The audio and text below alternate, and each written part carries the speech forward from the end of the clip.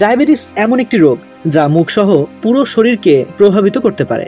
ডায়াবেটিসে আক্রান্ত রোগীরা মুখের স্বাস্থ্য সমস্যায় সাধারণ ঝুঁকির তুলনায় বেশি ঝুঁকির মুখোমুখি হন। আপনি যদি ডায়াবেটিসে আক্রান্ত হন তবে এটি কিভাবে আপনার মুখের স্বাস্থ্যের অবস্থার ঝুঁকি বাড়ায় এবং আপনি এই ঝুঁকিগুলো হ্রাস করতে পারেন তা জানা গুরুত্বপূর্ণ। ডায়াবেটিস কিভাবে আপনার মুখের স্বাস্থ্যের উপর প্রভাব ফেলতে পারে সে সম্পর্কে আরও জানার জন্য আজকের এই ভিডিওটি। তো চলুন শুরু করা যাক। ডায়াবেটিস রোগীদের মাড়ির সংক্রমণ হওয়ার সম্ভাবনা বেশি থাকে এবং তা চোয়ালের হাড়গুলোকেও সংক্রমণ করে, কারণ ডায়াবেটিস মাড়িতে রক্ত সরবরাহ হ্রাস করতে পারে। মাড়ির ইনফেকশনের মতো মাড়ির রোগের মুখোমুখি হয়, যার অর্থ মাড়ির প্রদাহ।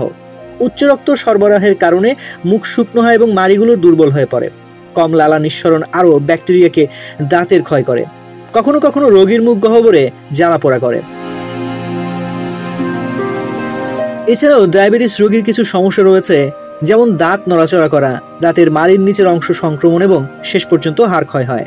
ডায়াবেটিস এবং ওয়াল স্বাস্থ্য সম্পর্কে আপনার উদ্বিগ্ন হওয়ার দরকার নেই। শুধু আপনাকে যা করতে হবে তা হলো সকালে নাস্তার পর এবং রাতে ঘুমানোর আগে দাঁত ব্রাশ, নিয়মিত দাঁতের চেক আপের সময়সূচি করুন এবং ধূমপান পরিহার করুন, কারণ ধূমপান মাড়িগুলোতে রক্ত প্রবাহকে ব্যাহত করে, যা এই টিস্যু অঞ্চলে ক্ষত নিরাময়ে প্রভাব ফেলতে পারে।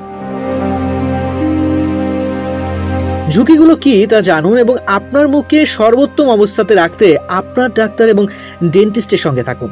মনে রাখবেন, প্রাথমিক অবস্থায় চিকিৎসা নিলে যে কোনো জটিলতা এড়ানো সম্ভব খুব সহজে।